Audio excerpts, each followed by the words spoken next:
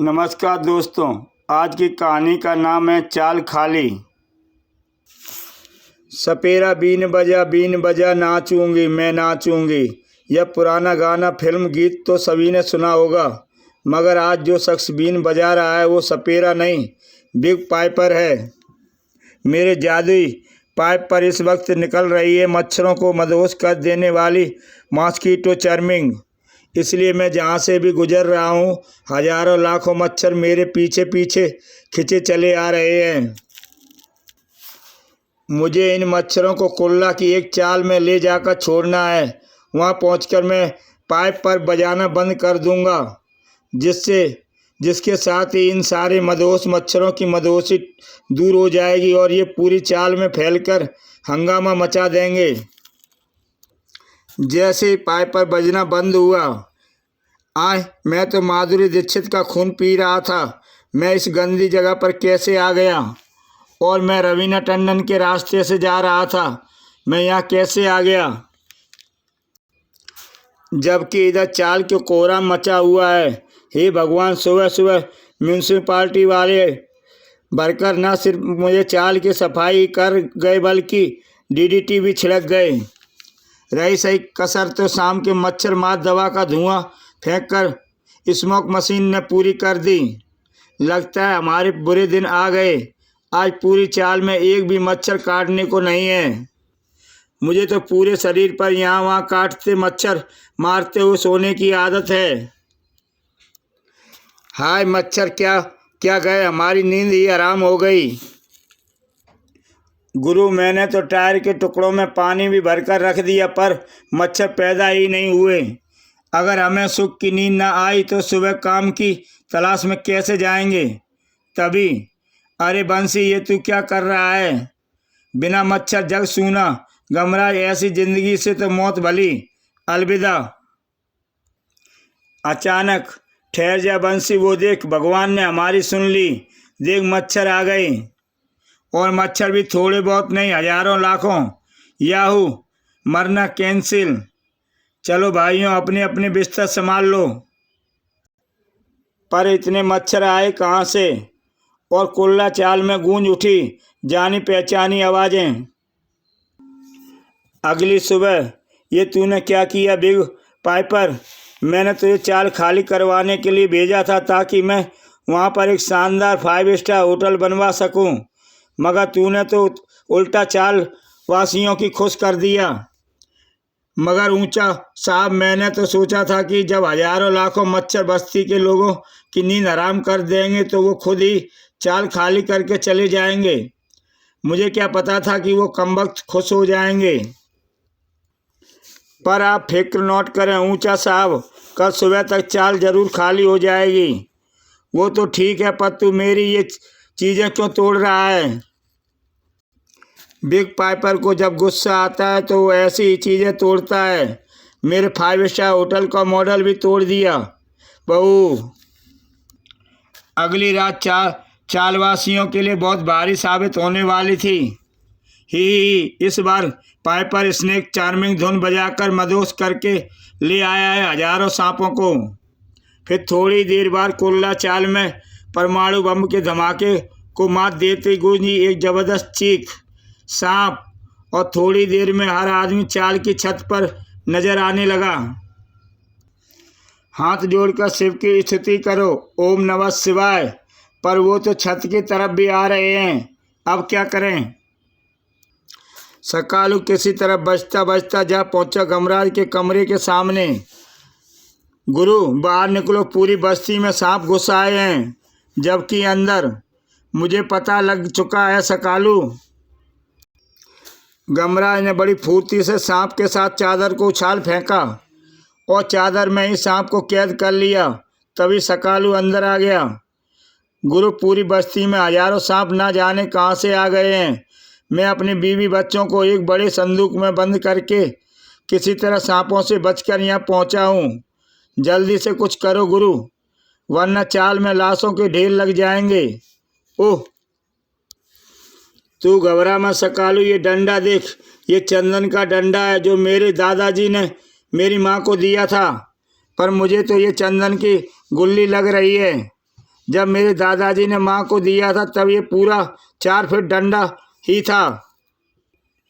मेरी माँ सुबह शाम पूजा के वक्त इसे घिस घिस कर इसका तिलक अपने इष्ट देवताओं को लगाती थी। घिसते घिसते ये इतना सा रह गया है, पर अब ये हमारे काम आएगा। कैसे? इसे घी में डुबोकर मैं इसे आग लगाता हूँ। आग लगने से चंदन की लकड़ी सुलगने लगेगी और उसका धुआं पूरी चाल में फैलता चला जाएगा। उसी वक्त चाल की छत पर, हे भगवान हमें बचा ले, बहू सांप तो छत पर भी आ रहे हैं। तभी मगर वो क्या, सांप तो वापस जा रहे हैं। गुरु सारे सांप तुम्हारे कमरे में घुसे जा रहे हैं। हाँ, क्योंकि सांप चंदन की तीव्र गंध से आकर्षित होते हैं। अंदर सुलगती चंदन की लकड़ी से उठती महक सांपों को मदहोश करके अपनी ओर खींच रही है। कुछ देर बाद अब और कोई सांप बड़ी देर से नहीं आया। इसका मतलब सारे सांप अंदर गए हैं। अब मैं दरवाज़ा बंद करके सभी सांपों को कमरे में कैद कर देता हूँ। वाह गुरु, तुम्हारे दिमाग का जवाब नहीं। अब मैं भी बाहर आ जाता हूँ। फिर जैसे ही सबको गमराज की तीक्ष्ण बुद्धि का कमाल का पता चला। गमराज, तूने हमें बचा लिया। पापे तुस्सी दी ग्रेट हो। जल्दी वहाँ स्नेक पार्क वाले भी आ पहुँचे। कहाँ है सांप? हम उन्हें पकड़कर स्नेक पार्क ले जाएंगे। दर्शक वहाँ केंचुए देखते देखते तंग आ गए हैं। वहाँ मैंने ही आपको फ़ोन किया था और सांप मेरे कमरे में बंद हैं। जबकि इधर बिग पाइपर तुम्हारे सांप भी चाल खाली न करवा सके। जबकि मेरे होटल वाले प्रोजेक्ट लेट होता जा रहा है। अगर यही हाल रहा तो मैं चांद पर होटल कैसे बनाऊंगा? समझ में नहीं आता कि आखिर गड़बड़ कहाँ हो गई है, क्योंकि सांपों से डरकर तो चाल खाली हो ही जानी चाहिए थी। खनाक गया, 2000 का शीशा गया। मगर आप फिक्र नोट करें ऊंचा साहब, इस बार मैं ऐसी चार्मिंग धुन छोड़ूंगा कि चाल खाली होकर रहेगी। दाढ़ बहू, तूने मेरी 3000 की कुर्सी क्यों तोड़ दी? जब तक चाल खाली नहीं हो जाती कुछ ना कुछ तो टूटता ही रहेगा। उस रात बिग पाइपर ने छेड़ी मंकी चार्मिंग धुन। इस धुन को सुनकर बंदर दूर दूर से आकर मेरे पीछे पीछे चले आ रहे हैं। चाल के सामने आकर उसने पाइपर बजाना बंद कर दिया। अब आएगा मज़ा, अब मचेगा तहलका जब बंदर चाल में घुस जाएंगे। परिणाम स्वरूप, अरे सुनती हो, घर में बंदर घुस आया है। तुम उसे बिठाओ, मैं चाय लेकर आती हूँ। थोड़े बिस्कुट भी ले आना, बेवकूफ़ कहीं की। पड़ोस के एक दूसरे कमरे में, भगवान फ्रिज खोल दे वरना ये हमें काट खाएंगे।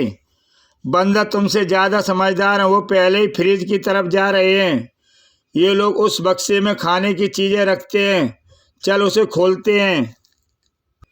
इधर सकालू के घर उठ बे सारी रात सोता रहता है। कौन? एक बंदर घर के अंदर। ही ए मोटी उठ, दरवाज़ा बंद कर, बंदर अंदर आ गए हैं। खो खो खो खो। अबे हम खिड़की से अंदर आए हैं और खिड़की भी बंद कर देगा तो हम बाहर कैसे जाएंगे? गमराज भी बंदरों को देखकर बौखला गया था। कमाल है, इतने सारे बंदर घर के अंदर कहाँ से आ गए? इन्हें छेड़ना नहीं चाहिए वरना ये काट काट कर भुर्ता बना देंगे। तभी खो खो, घर में सड़े हुए टमाटो रखता है, शर्म नहीं आती? टमाटो सॉस भी नहीं है, कम से कम पुदीना की चटनी तो बना कर रखी होती। गुर्र, उसने चुपके से कपड़े पहन लिए और वह धीरे धीरे खिसकता हुआ कमरे से बाहर आ गया। अरे बाहर तो हर और बंदर ही बंदर नजर आ रहे हैं। इनसे छुटकारे का मुझे एक ही उपाय सूझ रहा है। यमुंडा अगर अगले ही पल आया स्वामी तो फिर मैं रॉकेट बनता हूँ। यमुंडा जितनी जल्दी हो सके मुझे कुरला के केला गोदाम में पहुँचा दे। यमुंडा गमराज द्वारा मिला हुआ यमराज से गमराज को एक उपहार स्वरूप एक भैंसा है जो कोई भी रूप धारण कर सकता है। यमुंडा निकला रॉकेट बनकर। मगर लौटा ट्रक के रूप में। अगर मेरी योजना सफल हो गई तो मैं इन बंदरों को जंगल में छोड़ आऊँगा। यमुंडा, किसी भी घर में कोई फ्रूट नहीं मिला, पर उस ट्रक से केलों की गंध आ रही है। आई लव बनाना। अगले ही पल योजना सफल हुई। देख रहे हो यमुंडा, क्योंकि ट्रक पर लदे केलों के गुच्छे खाने के लिए सारे बंदर चढ़ रहे हैं। जैसे ही सारे बंदर ट्रक पर सवार हुए, यमुंडा अब ट्रक दौड़ा। हम उन्हें ले जाएंगे दूर जंगल में। जंगल पहुंचकर इन बंदरों और केलों के गुच्छों को यहीं पलटकर तू फिर रॉकेट बन जा और मुझे वापस बस्ती में से थोड़ी दूर पर उतार दे। यमुंडा ने ठीक वैसा ही किया और गमराज अपने घर आकर लेट गया। मच्छर, सांप और बंदर।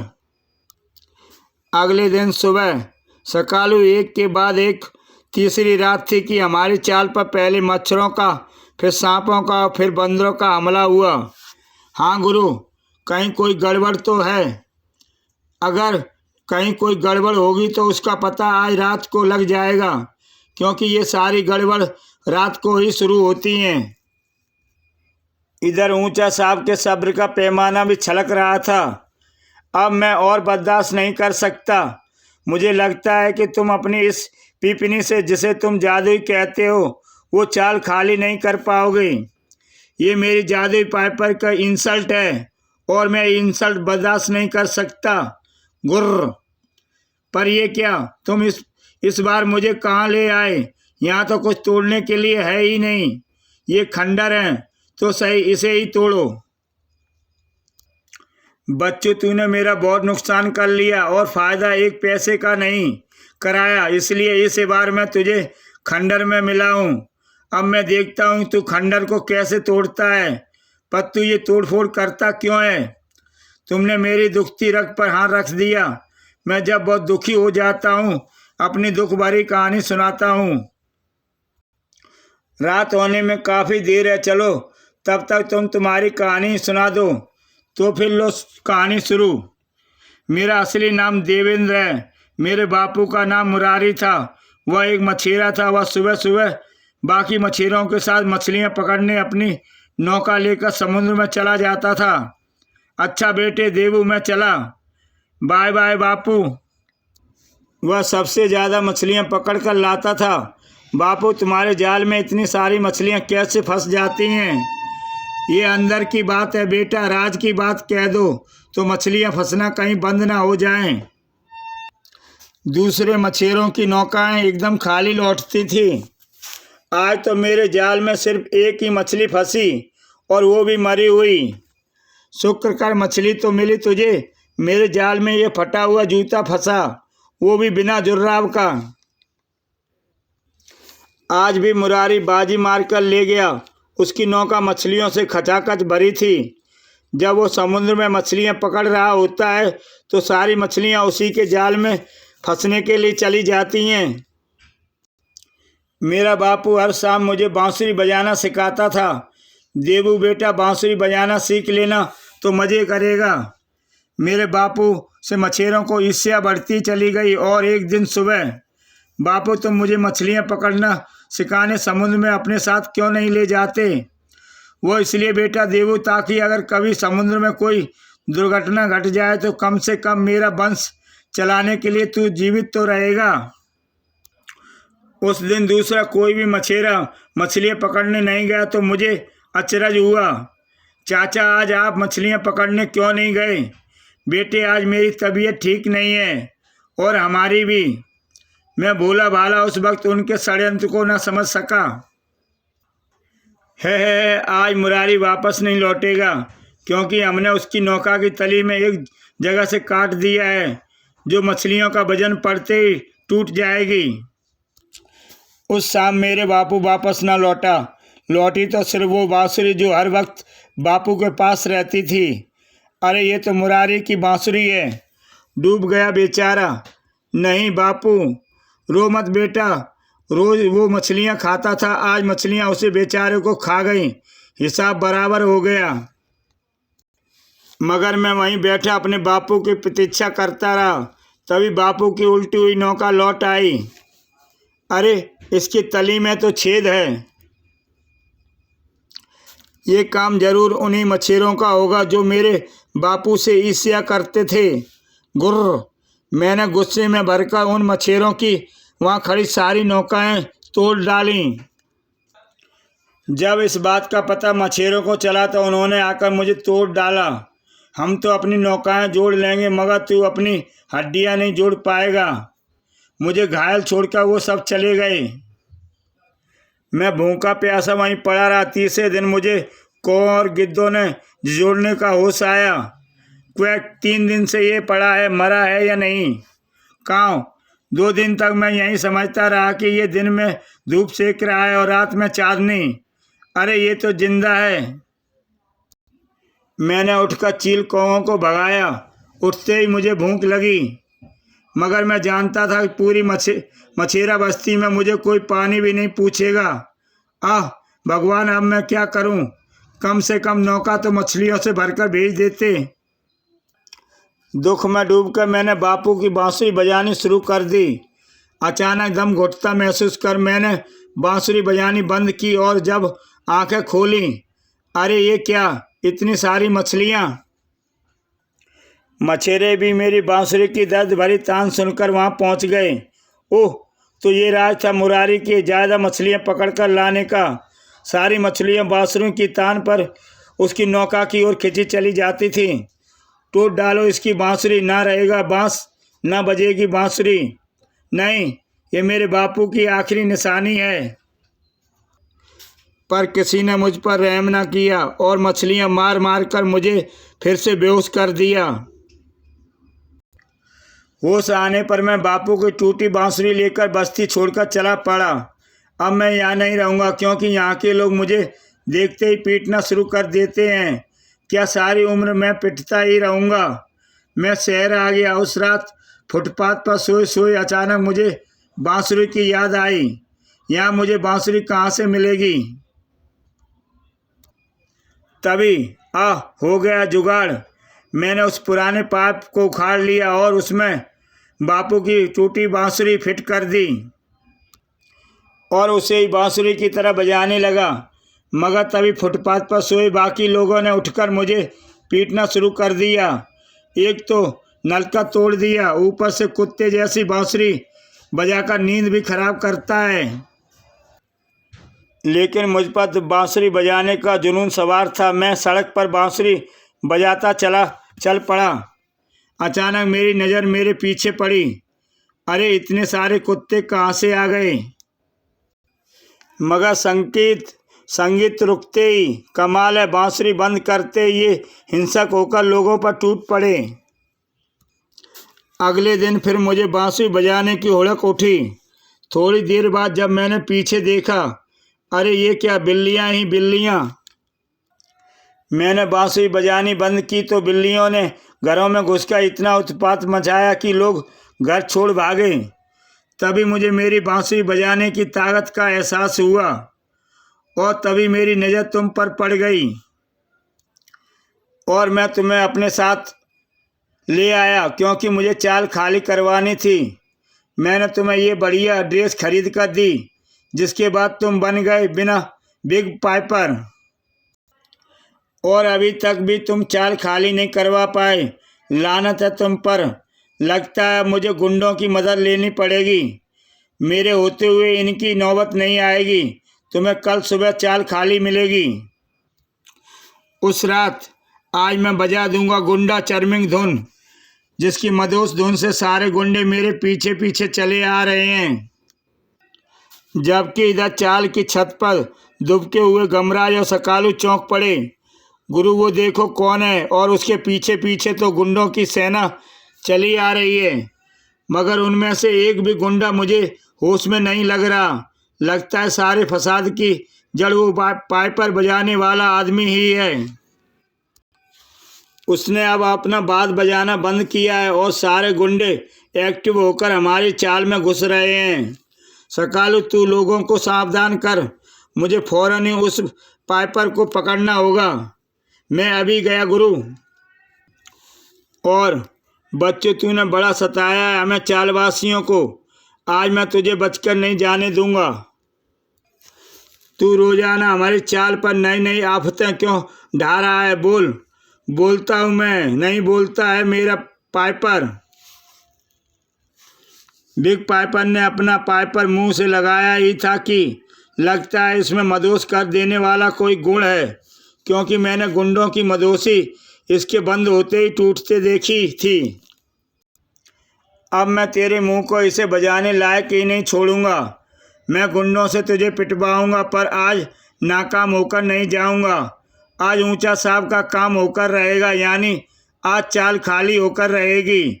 मुंडा मुंडा नाम के उस गुंडे को दौड़ते आते देखकर यमुंडा आया स्वामी। दूसरे ही पल यमुंडा ने गुंडों में कोहराम मचा दिया। चांद पर जाएंगे, चल भेज देता हूँ। नहीं, मेरे पास पासपोर्ट नहीं है। इधर सकालू वे चालवासियों को इकट्ठा करके वहां आ पहुंचा। मारो मारो। अब क्या करें? अब हम क्या करेंगे? अब तो जो करना है यही करेगा। तेरा पाइपर भी तो वो जादुई सुर निकालता है जो किसी को भी मदोश कर सकता है। मैं इसी का इलाज करूंगा, वरना तू ठीक होते ही फिर गड़बड़ करेगा। तभी पुलिस वहां आ पहुंची। पकड़ लो इन्हें। ओह, वो भी कानून की हथकड़ी से नहीं बचेगा। इंस्पेक्टर साहब, असली गुनाहगार तो ऊंचा साहब है, जो हमारी चाल में दहशत फैलाकर उसे खाली करवा कर अब उस पर 5 स्टार होटल बनवाना चाहता था। ओह, वो भी कानून की हथकड़ी से नहीं बचेगा। और फिर गमराज, तुमने अपनी चाल को बचा लिया। अगर ऊंचा साहब की चालें सफल हो जाती तो हम कहीं के ना रहते। जो अपनी मदद खुद करते हैं, भगवान भी उसकी मदद करते हैं। इसी के साथ दोस्तों ये कहानी समाप्त होती है। जय हिंद।